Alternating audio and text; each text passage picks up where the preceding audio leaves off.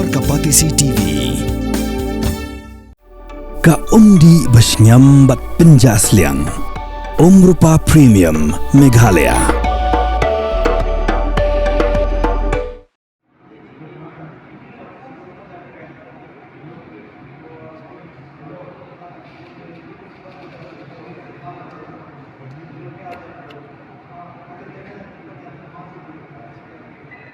Hipon kiburi kila yap bat lai pu Ngut kila Mynsaw, nakada ka Jingbthei bom ha kuata kebadan ha Balochistan province jangka Pakistan. Ubam mula bethei ha headquarter jangka Frontier Constabulary kebadan ha Garhon Road. Kejing sawan ka Jingbthei kalong kebajam hadu kata-kata, hadu belayok sengo haborok kuwe kesor, bat ki yingbru ki bemarjan ru kila patlut kejing hangit jangki. Hadi ka Jingbthei bom layok sengo sa kejing sawa ki ketang sulai, bat ki pat ba kile tiang lut. Kipulit lawan poi bak lakir pelun ya kani ke jaka. Laong bagani ke Jingbthei bom uriu khendo dak bertemu ban hiar thmai ya ka krem kshipai ha Balochistan.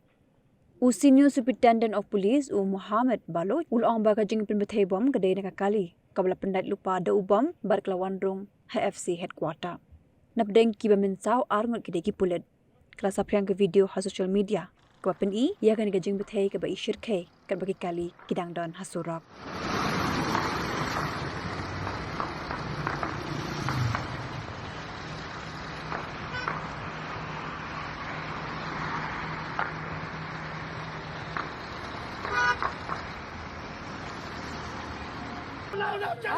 Sir ये FC headquarter के साथ ये शहबाज टोन वाला जो चौक है FC headquarter की गली के सामने यहाँ पे धमाका हुआ है और यहाँ पे तो कम से कम ये 5 डेड बॉडीज पड़ी हुई हैं और यहाँ पे फायरिंग वगैरह हुई अभी एफसी वालों ने आके चार्ज संभाला फायरिंग का तबादला शुरू है सर एफसी हेडक्वार्टर के पास धमाके से प्लाजो के सारे शीशे टूट गए और यहाँ पे फायरिंग का तबादला शुरू।